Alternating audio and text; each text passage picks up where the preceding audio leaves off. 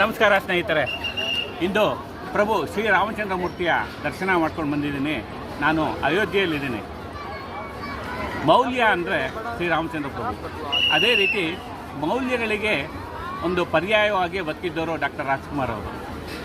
ಅವರ ಮೌಲ್ಯಗಳ ಕುರಿತಾದ ಒಂದು ಅದ್ಭುತವಾದ ಕೃತಿ ಇದೇ 27ನೇ ತಾರೀಕು ಭಾನುವಾರ ಬಿಡುಗಡೆ ಆಗಲಿದೆ.